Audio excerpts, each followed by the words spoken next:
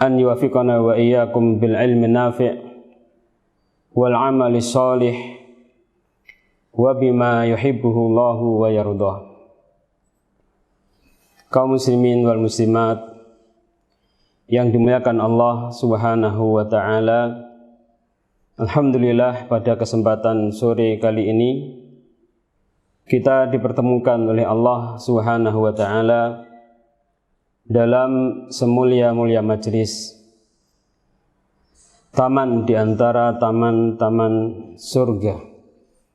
Semoga Allah Subhanahu wa taala memberkahi majelis kita dan menjadikan apa yang akan kita pelajari bersama sebagai ilmu yang bermanfaat, ilmu yang amali, dan salawat serta salam kita haturkan kepada baginda Rasulullah Muhammad sallallahu alaihi wa ala alihi wasallam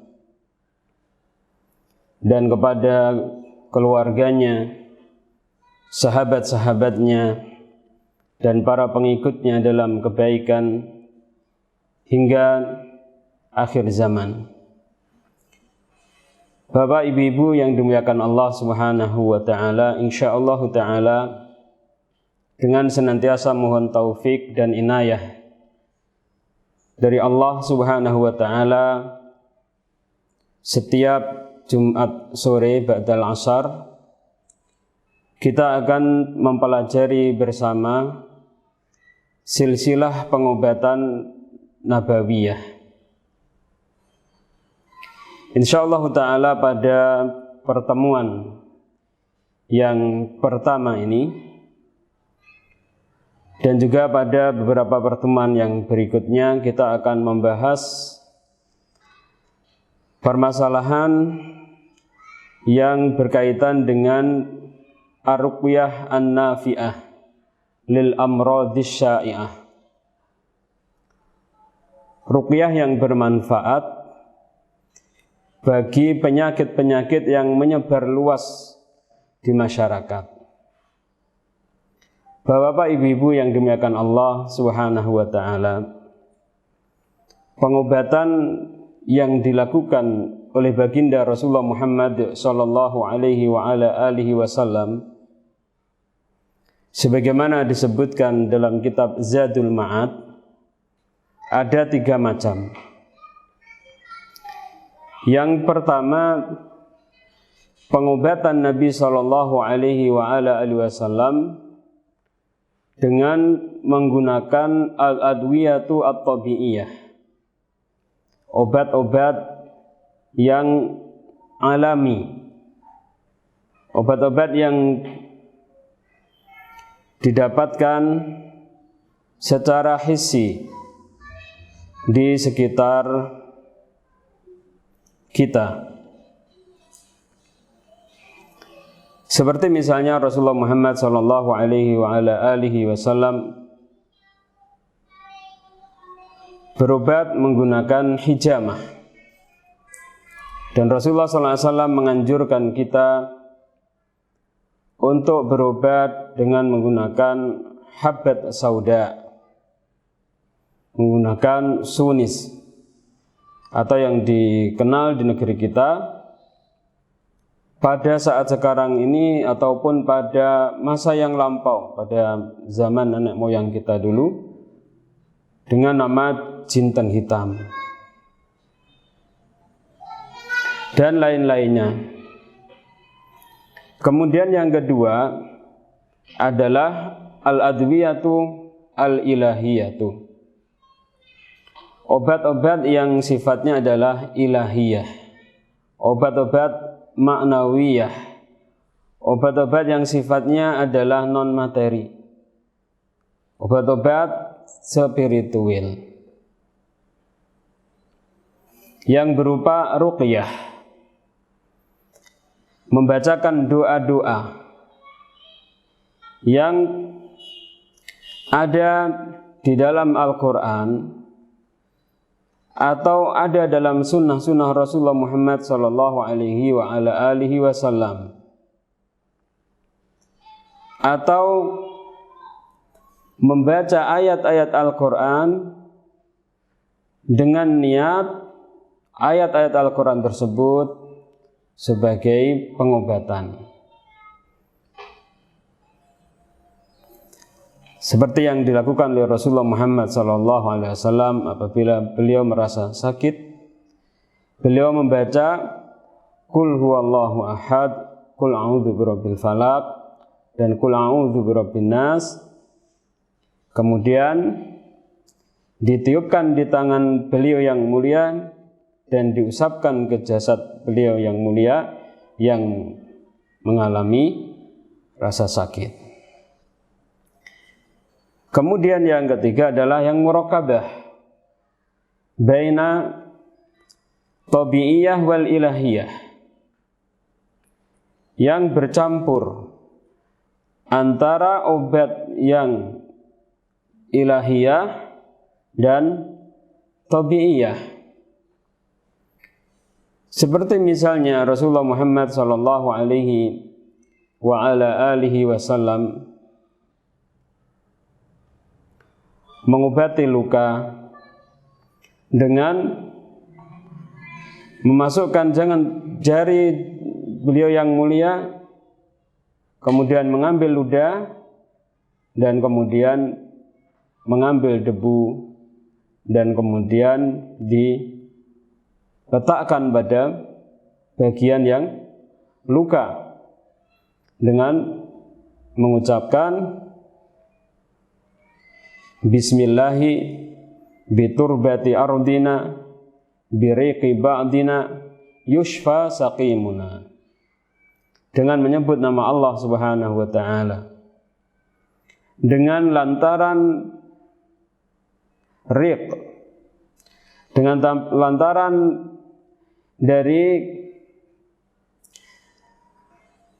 riq sebagian kita, ludah sebagian kita, dan kemudian debu sebagian yang ada di tanah kita, akan disembuhkan suatu penyakit dengan izin Allah Subhanahu wa ta'ala. Bapak Ibu yang dimuliakan Allah Subhanahu wa ta'ala, inilah 3 jenis pengobatan yang dilakukan oleh baginda Rasulullah Muhammad sallallahu alaihi wa ala alihi wasallam. Pengobatan tabi'iyah, pengobatan ilahiyah, dan pengobatan yang muraqabah bainal ilahiyah wa tabi'iyah, yang masing-masingnya telah dipraktekkan oleh Rasulullah Muhammad sallallahu alaihi wa ala alihi wasallam. Selanjutnya pada pertemuan yang pertama ini insyaallah taala kita akan membahas Ar-Ruqyah An-Nafi'ah lil Amradis Syai'ah. Yang menjadi panduan pembahasan kita adalah kitab Ar-Ruqyah An-Nafi'ah lil Amradis Syai'ah karya Syekh Sa'id Abdul Azim ghafarallahu wali walidayhi. Insyaallah kita akan membahas secara tuntas hal yang berkaitan dengan Ar-Ruqyah yang berasal dari Al-Quran ataupun sunnah-sunnah Rasul Muhammad sallallahu alaihi wa ala alihi wasallam, ataupun ruqyah yang lain yang tidak bertentangan dengan syariat yang dibawa oleh baginda Rasulullah Muhammad sallallahu alaihi wa ala alihi wasallam. Pada halaman yang ke-8 dari kitab Ar-Ruqyah An-Nafi'ah, pengarang kitab Ar-Ruqyah An-Nafi'ah lil Amradis Syai'ah mengatakan likulli da'in dawa'un. Setiap penyakit pasti ada obatnya. Beliau mengatakan hafizahullahu ta'ala yajuzut tadawi ittifaqan. Seseorang boleh berobat ittifaqan menurut kesepakatan dari ulama kaum muslimin. Walil muslim ayyadhaba ila tabibi amradin batiniyatin au jirahiyatin au asabiyatin. Seorang muslim diperbolehkan pergi menuju tabib atau yang diistilahkan sekarang dengan dokter. Dokter penyakit batiniyah, penyakit internis, penyakit dalam. Au jirahiyatin atau penyakit jirahiyah, penyakit yang membutuhkan proses pembedahan. Silahkan seseorang pergi ke dokter penyakit internis atau ke dokter ahli bedah, au asabiyatin atau dokter ahli saraf, au nahwi dzalika atau yang lainnya dari para terapis-terapis. Misalnya mereka yang ahli dalam pengobatan refleksi atau kepada akupunkturis yang ahli mengobati seseorang dengan akupunktur dengan menggunakan tusuk jarum, atau kepada seorang yang ahli bekam atau seorang yang ahli kai,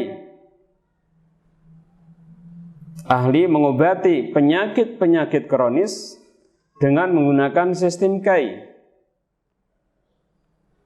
memanaskan besi hingga membara, kemudian dicoskan pada bagian-bagian tertentu sesuai dengan disiplin ilmu yang mereka pelajari.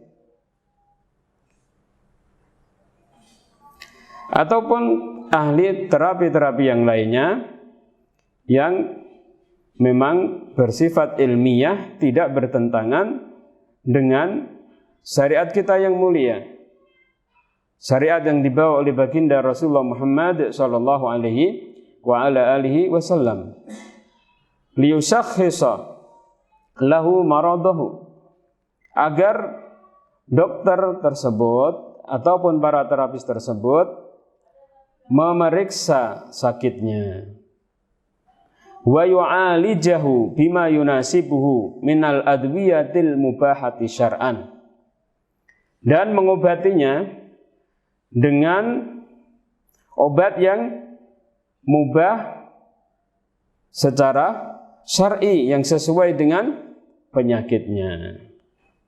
Dokter mengobati sesuai dengan disiplin ilmunya.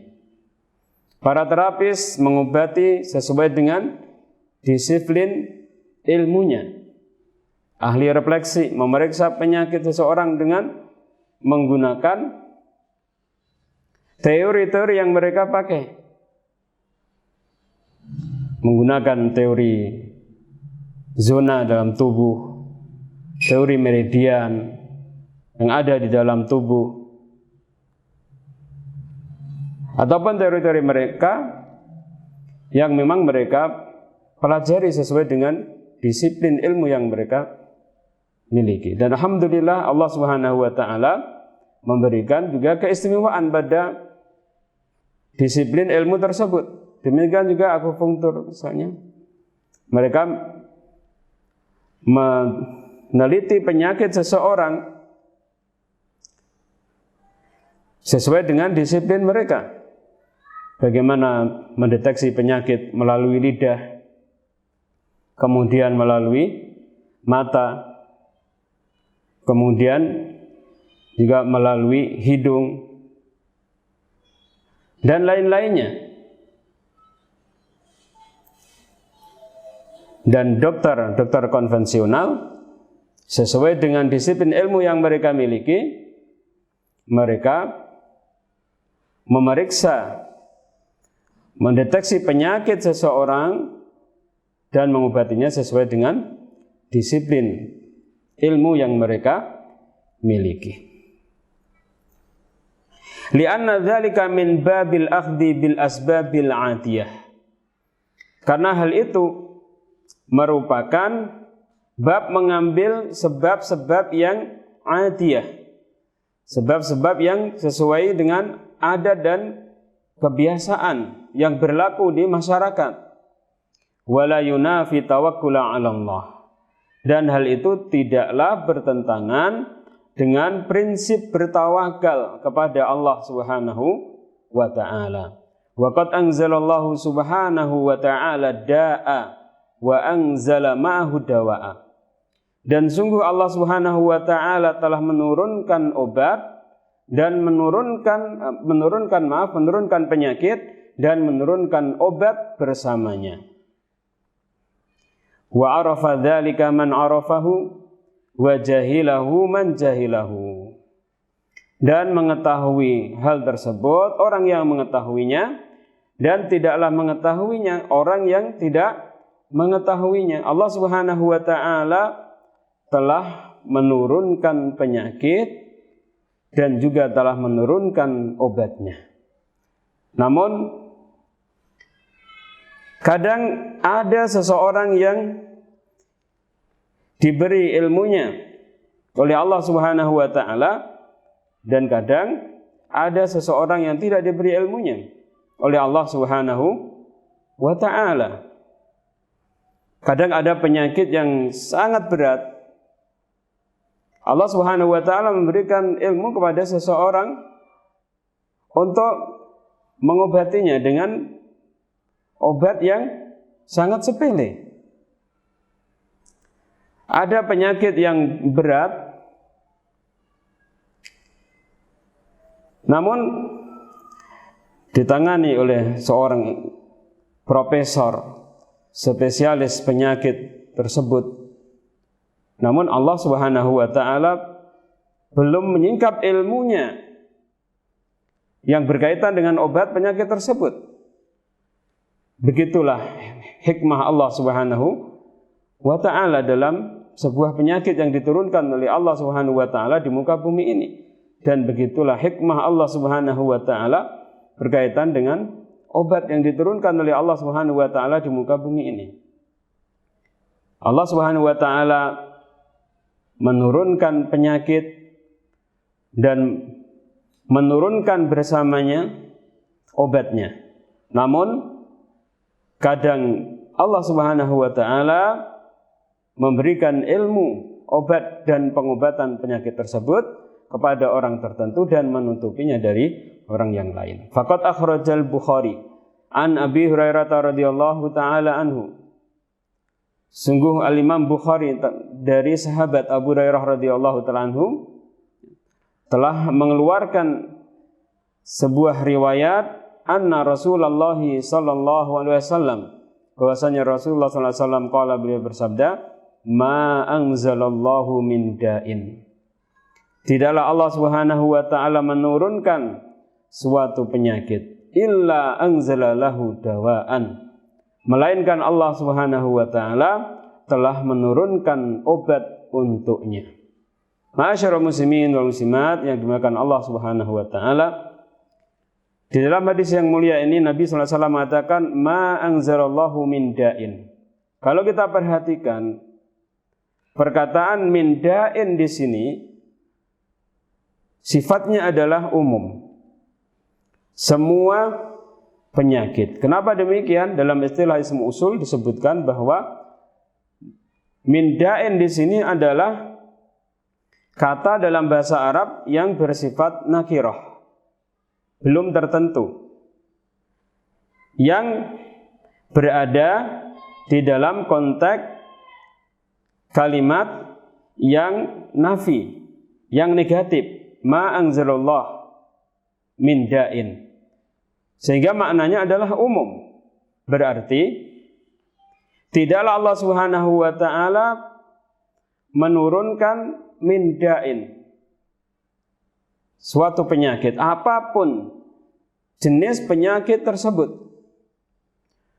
Penyakit yang ringan, penyakit yang menengah, penyakit yang berat, penyakit yang dikatakan oleh para dokter dan para terapis penyakit yang kronis atau nama-nama yang lainnya, maka Allah Subhanahu wa taala yang menurunkannya. Illa anzala lahu dawaan, melainkan anzala lahu dawaan, melainkan Allah Subhanahu wa taala menurunkan dawaan, obatnya. Perkataan dawaan di sini jatuh setelah ila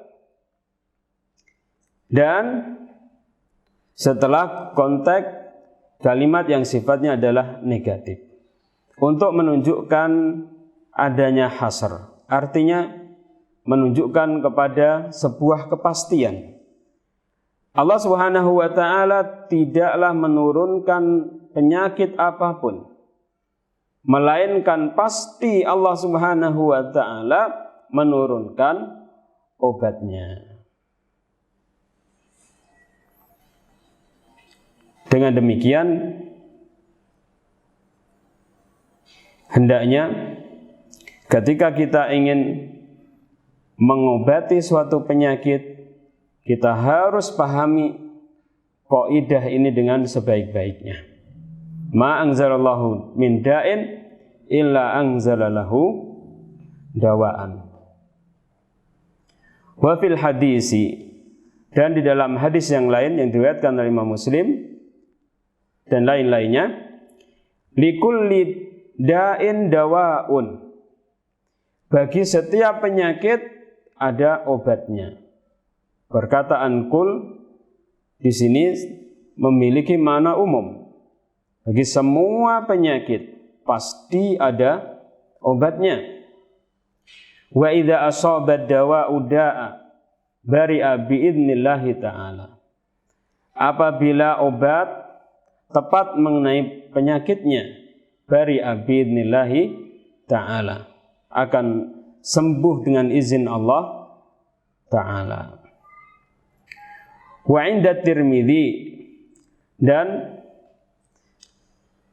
menurut riwayat yang diriwayatkan oleh Imam Tirmidzi dalam sunannya, annal a'raba qalat, sesungguhnya ada orang-orang gunung yang mereka mengatakan, ya Rasulullah, ala natadawa, wahai Rasulullah, bolehkah kita berobat? Qala, Nabi sallallahu alaihi wasallam mengatakan, na'am, iya silahkan. Ibadallah tadawaw, wahai hamba-hamba Allah, silahkan untuk berobat. Fa innallaha lam yadh' da'an, sesungguhnya Allah Subhanahu wa taala tidaklah meletakkan suatu penyakit, illa wada'alahu syifaan, melainkan Allah Subhanahu wa taala telah meletakkan syifaan, obatnya yang menyembuhkan, au dawaan, atau obat. Masyaallah muslimin wal muslimat yang dimuliakan Allah Subhanahu wa taala, dari 3 hadis yang kita bacakan di sini ada beberapa faedah yang sangat penting, yang ini merupakan kaidah dari semua pengobatan suatu penyakit. Yang pertama, Allah yang menciptakan penyakit dan Allah yang menciptakan obat. Allah yang menciptakan penyakit dan Allah Subhanahu wa taala yang menciptakan obat. Dengan demikian, ketika kita sakit, maka hendaknya kita pertama kali ingat bahwasannya penyakit kita berasal dari Allah Subhanahu wa taala. Dan ketika kita ingin berobat, maka hendaknya kita ingat bahwa obat diciptakan oleh Allah Subhanahu wa ta'ala. Dengan demikian, ketika kita sakit dan ketika kita ingin berobat, maka hendaknya kita ingat kepada Allah Subhanahu wa ta'ala yang menciptakan penyakit dan menciptakan obat. Artinya bagaimana? Artinya kita harus paham betul, karena Allah yang menciptakan penyakit, berarti kita harus memiliki akidah yang benar bahwa penyakit berasal dari Allah Subhanahu wa taala. Penyakit yang telah menimpa kita adalah berasal dari Allah Subhanahu wa taala berdasarkan qada dan qadar Allah Subhanahu wa taala. Demikian juga ketika kita akan berobat, kita ingat pada Allah Subhanahu wa taala bahwa obat berasal dari Allah Subhanahu wa taala. Dengan demikian, sebelum kita melangkahkan kaki kita menuju kepada seorang dokter, ahli ini, ahli itu, seorang terapis, ahli ini, ahli itu, maka kita harus ingat Allah Subhanahu wa taala terlebih dahulu. Kita memohon kepada Allah Subhanahu wa taala agar menurunkan obat terhadap penyakit yang ditimpakan oleh Allah Subhanahu wa taala kepada kita. Dengan demikian, hati kita bergantung kepada Allah Subhanahu wa taala dalam proses pengobatan penyakit kita tersebut, bukan kepada selain Allah Subhanahu wa taala. Dan ini adalah merupakan kaidah yang sangat penting dalam mengobati penyakit kita. Kemudian kaidah yang kedua, bahwa semua penyakit pasti ada obatnya. Semua penyakit pasti ada obatnya. Namun Allah Subhanahu wa taala tidaklah memberikan ilmu tentang obat dari suatu penyakit kepada semua orang. Allah Subhanahu wa taala mengetahui siapa di antara hamba-hambanya yang berhak untuk diberi ilmu tersebut, dan siapa hamba-hamba Allah Subhanahu wa taala yang tidak berhak untuk diberi ilmu tersebut. Sehingga Nabi SAW mengatakan, alimahu man alimahu wa jahilahu man jahilahu. Oleh karena itu, kita selaku seorang muslim tidaklah diperkenankan untuk mengatakan bahwa suatu penyakit tidak ada obatnya. Namun hendaknya kita mengatakan, penyakit ini saya belum mengetahui obatnya. Kenapa demikian? Karena subhanaka la ilma lana illa ma 'allamtana. Sebagaimana yang dikatakan oleh para malaikat di hadapan Allah Subhanahu wa taala, Maha suci ya Allah, la ilma lana, tidak ada ilmu bagi kami illa ma 'allamtana, kecuali apa yang Kau ajarkan kepada kami ya Allah. Semua penyakit pasti ada obatnya. Namun kadang Allah Subhanahu wa taala menutupi ilmu tentang obat dari suatu penyakit dari sebagian hambanya, dan kadang menyingkapnya bagi sebagian hambanya, memberikan ilmu tersebut kepada sebagian hambanya. Kemudian yang berikutnya, kaidah yang berikutnya adalah wa idza asaba dawa'u da'a bari'a bi idznillah. Apabila obat tepat mengenai penyakit akan sembuh dengan izin Allah Subhanahu wa ta'ala. dari perkataan Nabi sallallahu alaihi wasallam yang mulia ini ada sebuah kaidah yang sangat penting yang perlu kita perhatikan, bahwa proses penyembuhan dari sebuah penyakit ini ada sebab musababnya yang berupa ketepatan obat dengan penyakitnya. Karena itu di sini memberikan isyarat bahwa seorang ahli pengobatan harus mempelajari ilmu yang berkaitan dengan taskhis dengan sebaik-baiknya, ilmu yang berkaitan dengan mendeteksi sebuah penyakit dengan sebaik-baiknya, sehingga seorang pengobat akan bisa menentukan dengan baik, dengan tepat penyakit yang diderita oleh seseorang. Demikian juga di sini ada isyarat bahwa seorang yang ahli pengobatan hendaknya dia mempelajari obat yang akan dipergunakan dalam proses pengobatannya dengan baik. Hendaknya mengetahui dengan baik sifat-sifat dari obat yang akan dia pergunakan.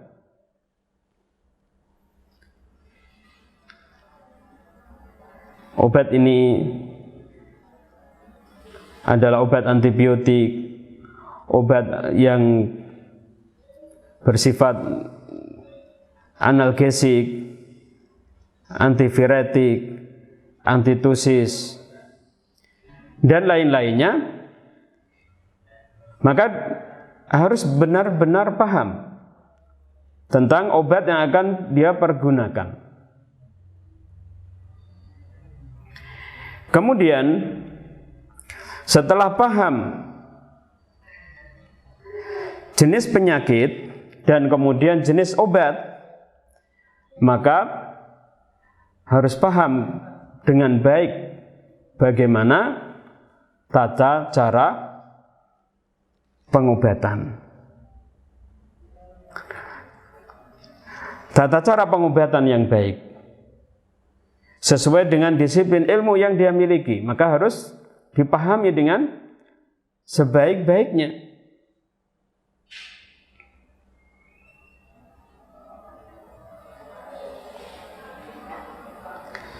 Bagaimana apabila ia menggunakan obat-obatan yang sifatnya adalah oral? Maka obat yang digunakan harus tepat dengan penyakit yang diderita oleh pasien. Kemudian dosisnya pun juga harus tepat. Kenapa demikian? Karena dosis kalau tidak tepat, maka penyakit juga sulit untuk disembuhkan. Bahkan kadang dengan izin Allah Subhanahu wa taala penyakit tidak bisa disembuhkan. Karena memang proses penyembuhan di sana ada sebab dan akibat. Di antara sebabnya adalah ketepatan dosis. Harus sesuai dosis yang digunakan antara obat dan penyakitnya. Tidak boleh kurang, tidak boleh lebih, karena kurang nanti tidak akan memberikan efek yang baik. Kalau lebih bisa jadi menimbulkan efek yang negatif. Maka harus tepat.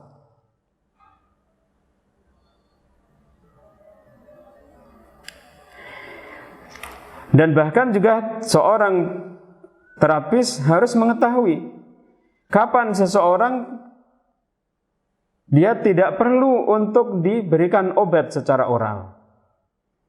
Karena kadang seseorang memang ketika sakit, bukanlah yang sakit adalah fisiknya, tetapi yang sakit adalah rohaninya.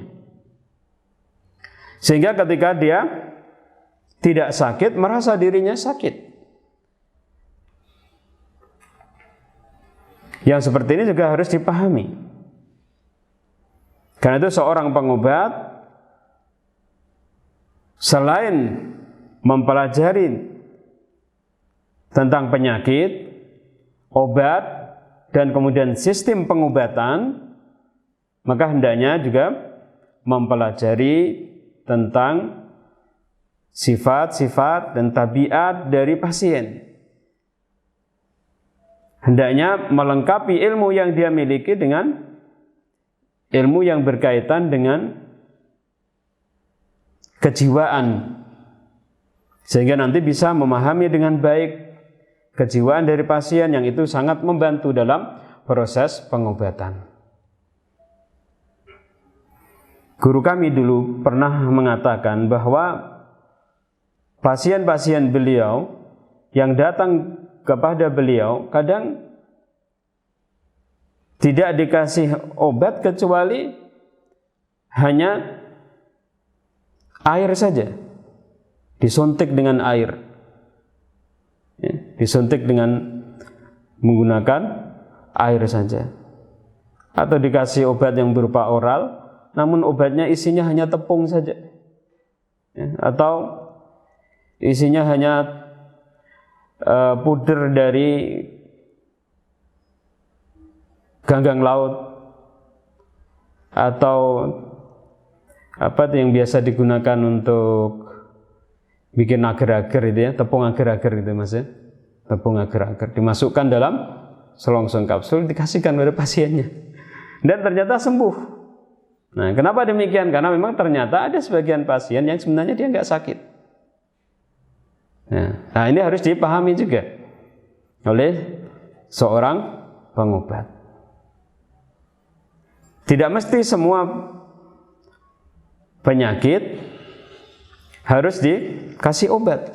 Obatnya adalah tidak diberi obat. Obatnya tidak diberi obat. Nah, seperti itu.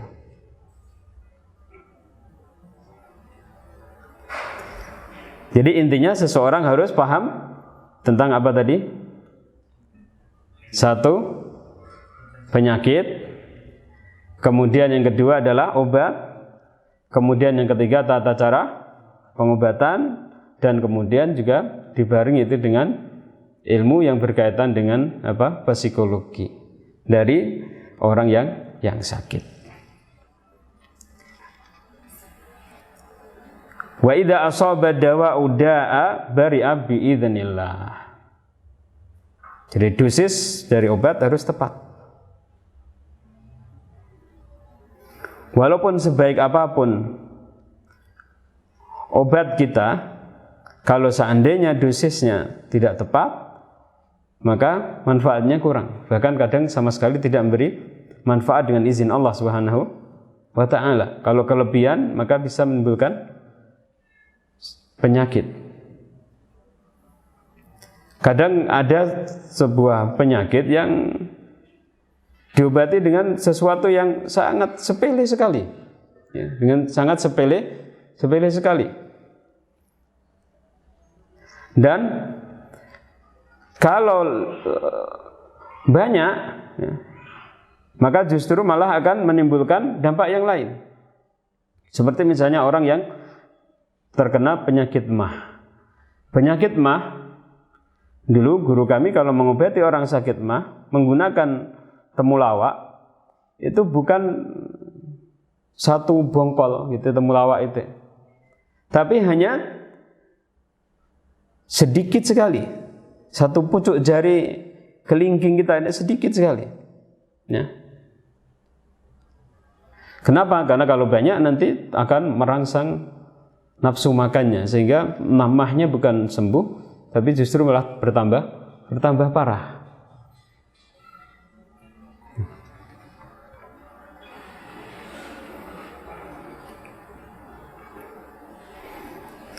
Ataupun misalnya menggunakan madu.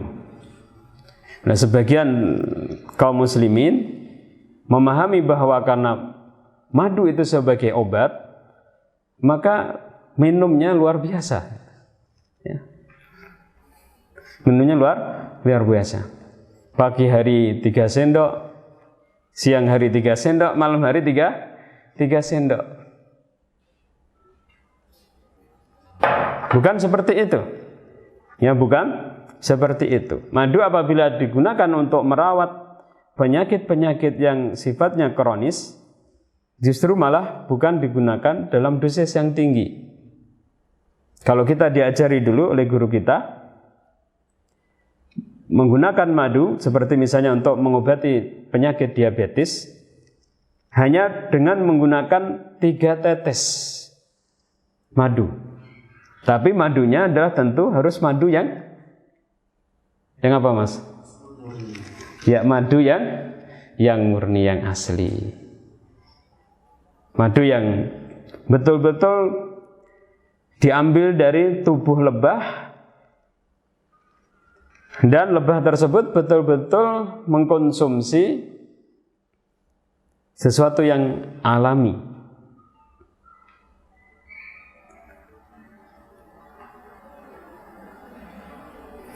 Sehingga betul-betul berfungsi sebagai pengobatan. 3 tetes, kemudian nanti 1 jam atau 2 jam berikutnya 3 tetes, begitu terus. Sehingga penyakit diabetes, terutama karena ada kerusakan pada pankreasnya, ini bisa diatasi. Dan madunya juga harus madu yang, sekali lagi, yang asli. Ya.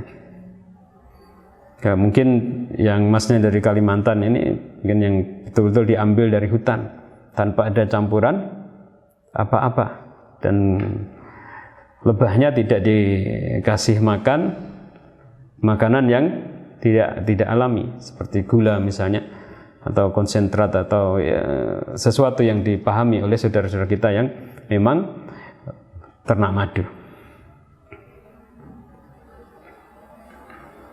Karena itu sebagian masyayikh kita mengatakan bahwa madu kalau yang dari daerah Yaman yang digunakan untuk pengobatan itu adalah madu yang diambil dari gua-gua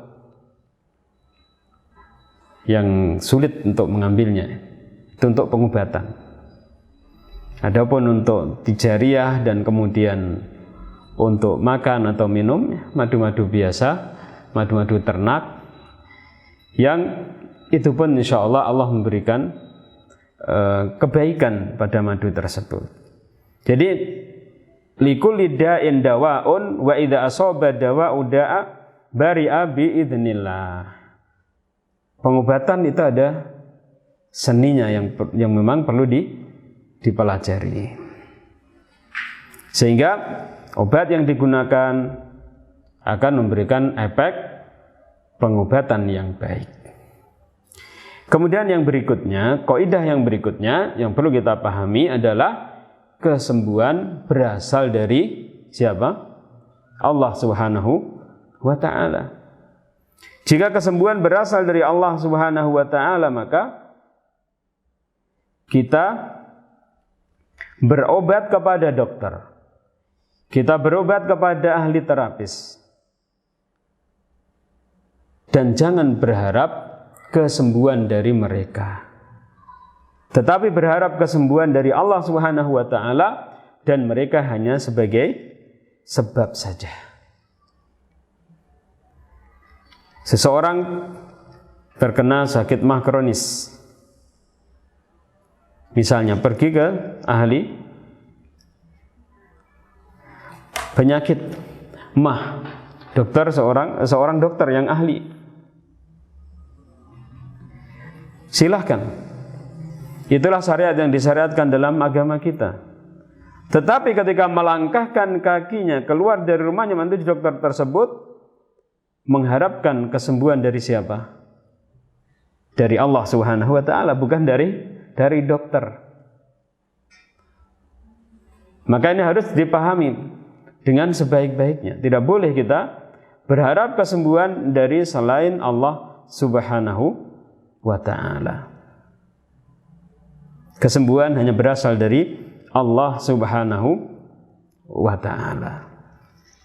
Karena itu ketika ada seseorang yang ahli membuat sebuah buku sembuh dengan titik-titik gitu ya. Tidak saya sebutkan setelahnya kata-kata sembuh itu. Sembuh dengan titik-titik. Maka sebagian teman kami mengatakan yang dia adalah seorang ahli pengobatan juga. Ya, ahli pengobatan yang dia kalau belajar pengobatan itu dari syair-syair yang ada. Nah, ini bahasa yang tinggi. Syair-syair klasik dari negeri tertentu, tidak saya sebutkan juga ya. Nah, maka komentarnya apa? Komentarnya orang yang menulis buku ini mendudukkan dirinya seperti Allah Subhanahu wa ta'ala. Bagaimana sembuh dengan demikian? Sembuh dengan demikian tidak. Kesembuhan berasal dari Allah Subhanahu wa ta'ala. Kita berobat, jangan sampai badan kita sehat kemudian roh kita menjadi tidak sehat. Nah, agama kita menjadi tidak sehat. Nah, yang ideal adalah sehat badan dan juga sehat rohaninya. Wa qad tadawa an-nabiy sallallahu alaihi wa ala alihi wasallam. Dan sungguh Nabi sallallahu alaihi wa alihi wasallam telah berobat. Nabi sallallahu alaihi wasallam di masa hidupnya berobat. Wahtajama, dan Nabi sallallahu alaihi wa alihi wasallam juga berbekam. Nabi sallallahu alaihi wasallam berobat. Ketika terluka, Nabi sallallahu alaihi wasallam diobati lukanya. Ya, dengan menggunakan tikar yang dibakar. Ya, abunya ditutupkan pada lukanya. Ketika Nabi sallallahu alaihi wasallam tersihir, Nabi sallallahu alaihi wasallam berobat dengan menggunakan ruqyah syar'iyah. Ketika Nabi sallallahu alaihi wasallam sakit di kepalanya, Nabi sallallahu alaihi wasallam berbekam. Ketika Nabi sallallahu alaihi wasallam diracun oleh sebagian kaum Yahudi, Nabi sallallahu alaihi wasallam beliau berbekam. Ya. Wa qala Jabir radhiyallahu ta'ala anhu, dan Jabir radhiyallahu ta'ala anhu beliau mengatakan, inna Rasulullah sallallahu alaihi wasallam qawwa Sa'd bin Mu'adz. Sesungguhnya Rasulullah sallallahu alaihi wasallam mengkai, ya, mengecos Sa'd bin Mu'adz fi akhulihi marrataini, pada lengan atasnya sebanyak 2 kali. Nabi sallallahu alaihi wasallam melarang kita berobat dengan menggunakan kai. Namun para ulama mengatakan bahwa larangan tersebut sifatnya adalah makruh, bukan larangan yang haram. Oleh karena itu, kaidahnya al-makruhu yubahu indal hajah. Sesuatu yang makruh diperbolehkan ketika ada hajat. Ketika sahabat beliau yang mulia Sa'd bin Mu'adz dipanah oleh kaum kafir Quraisy, ya, pada waktu itu dalam perang Ahzab, ya, dicos oleh Nabi sallallahu alaihi wasallam. Dengan demikian maka berobat dengan menggunakan sistem kai. Hukum asalnya adalah makruh, tetapi yubahu indal hajah, diperbolehkan ketika ada hajah. Bagaimana caranya? Caranya yang mengetahui adalah ahlinya. Dan sampai sekarang sistem pengobatan seperti ini masih dipergunakan. dan sangat-sangat luar biasa hasil pengobatan dengan menggunakan kai. Bahkan pada masa Rasulullah SAW, pengobatan kai ini juga merupakan pengobatan yang luar biasa. Karena itu dilarang berobat dengan menggunakan kai, karena ditakutkan nanti akan merusak akidah kaum muslimin. Akidah yang berupa apa? Menyandarkan dirinya kepada Allah Subhanahu wa ta'ala. Sebagai ganti menyandarkan hatinya kepada Allah Subhanahu wa ta'ala, menyandarkan kepada pengobatan yang ampuh tersebut, yaitu kai.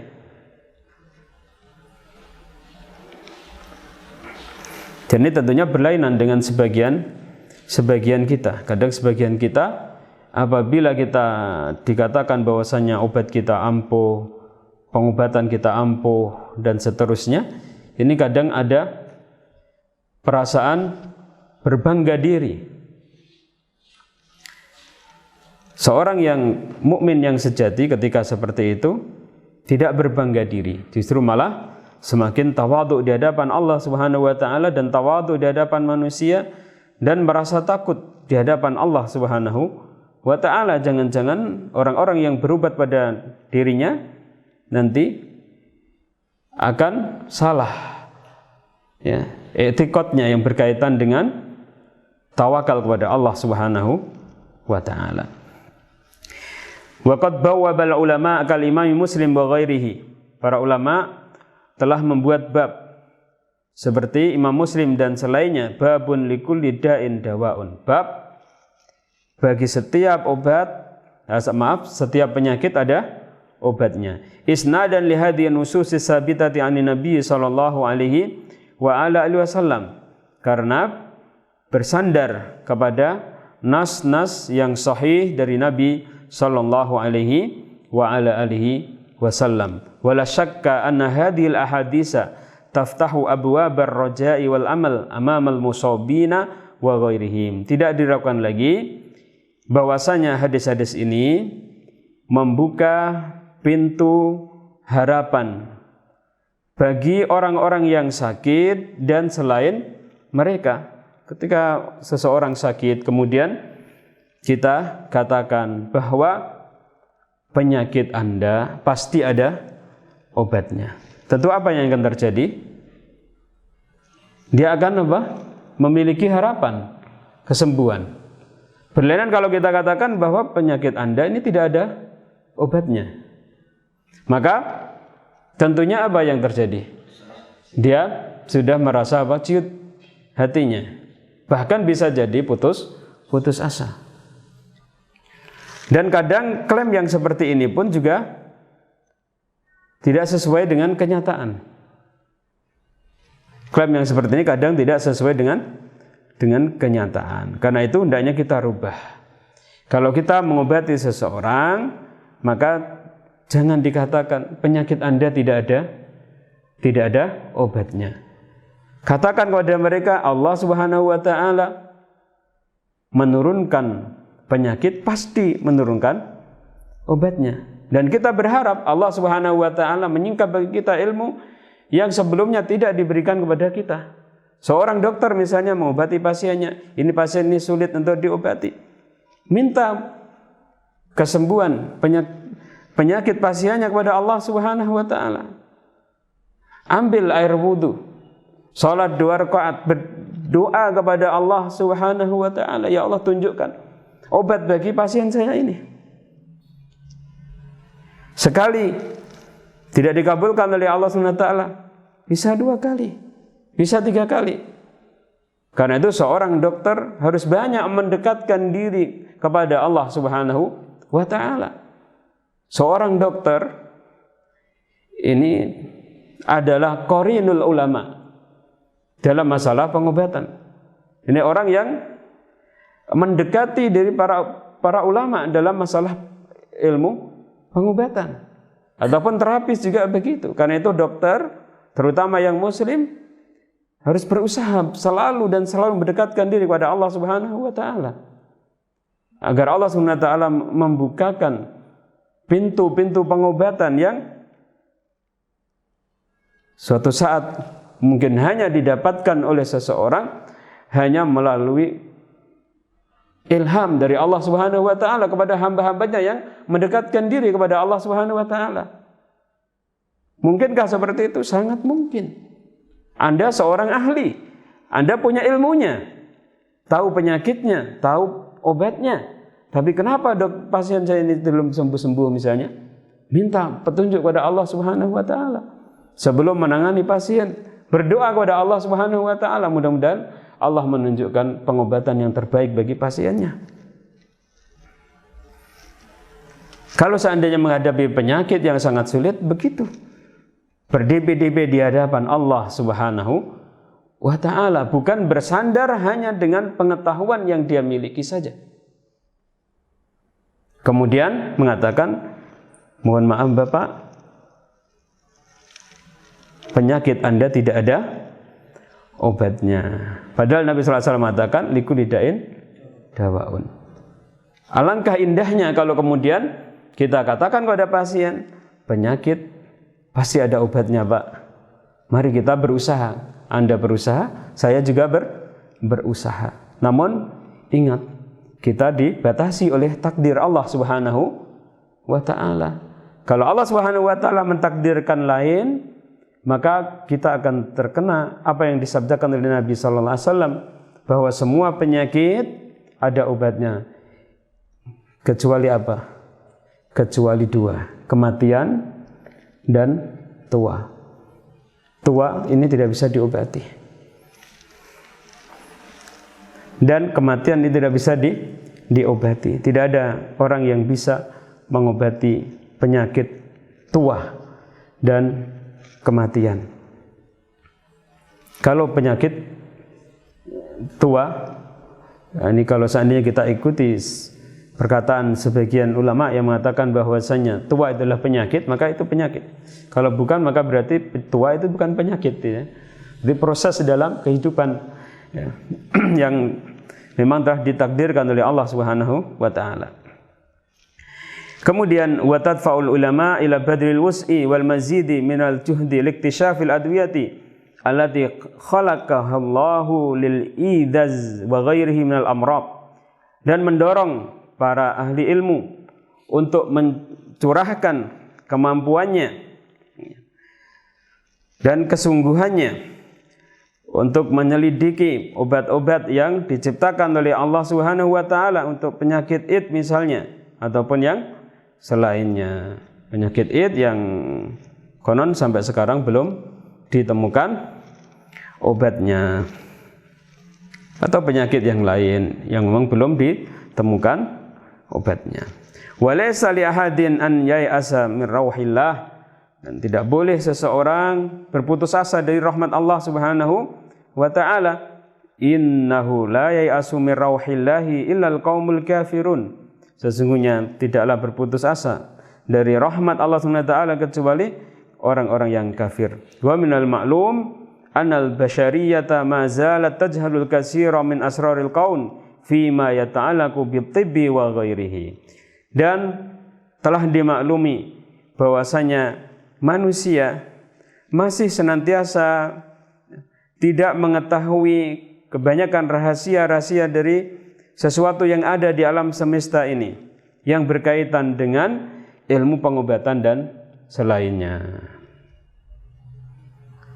Masih ada ilmu-ilmu yang berkaitan dengan pengobatan yang belum diketahui oleh para ahlinya.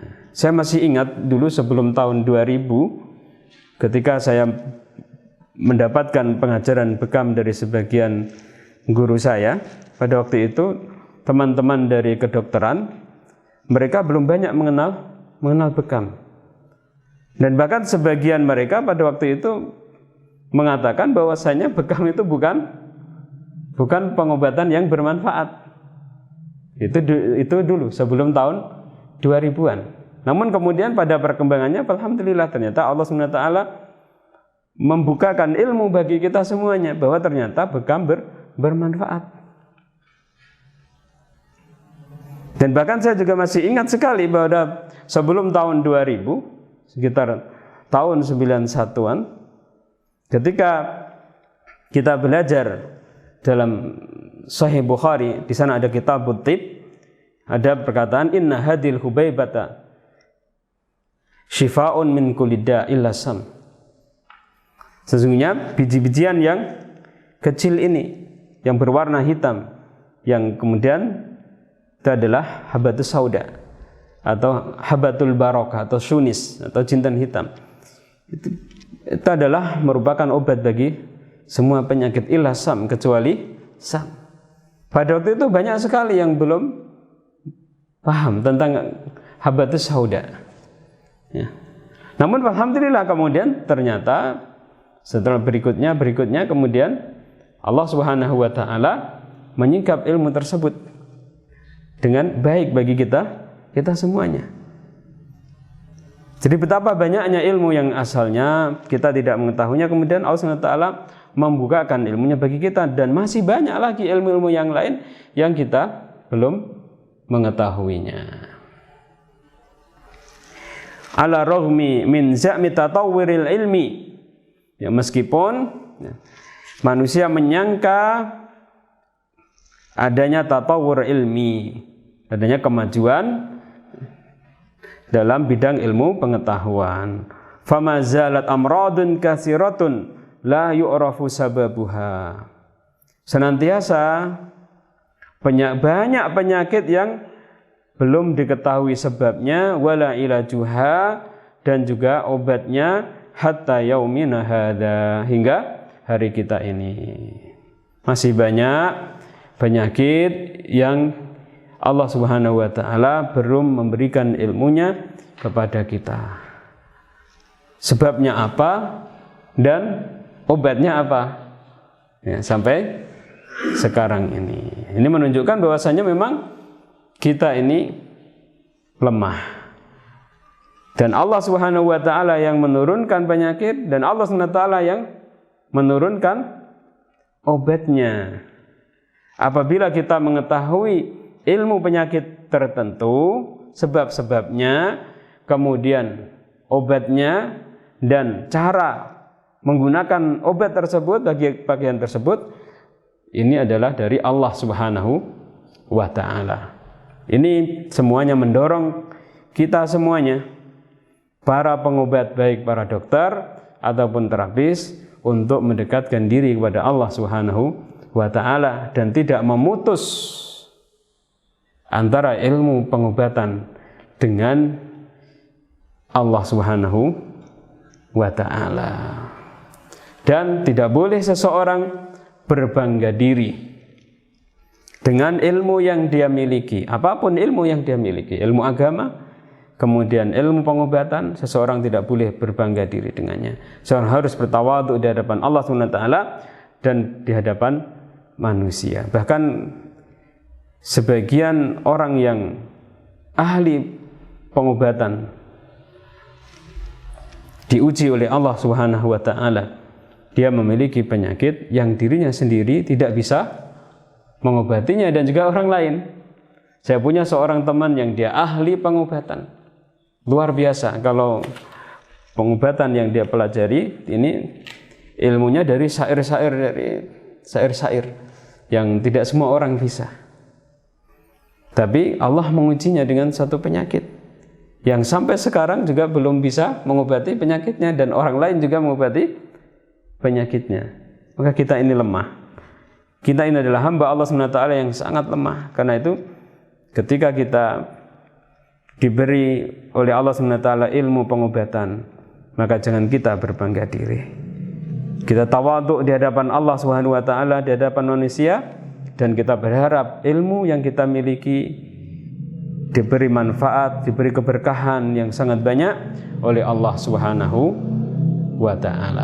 Ini adalah kaidah yang pertama yang harus kita pahami sebelum kita mengobati pasien kita, baik dengan menggunakan obat-obatan yang sifatnya adalah ilahiyah ataupun tabiiyah ataupun murakkabah bainahuma, ataupun yang terpadu antara tabiiyah dan ilahiyah. Barakallahu fikum, Bapak Ibu yang dimuliakan Allah Subhanahu wa taala. Demikian yang bisa kita pelajari bersama pada kesempatan sore hari ini.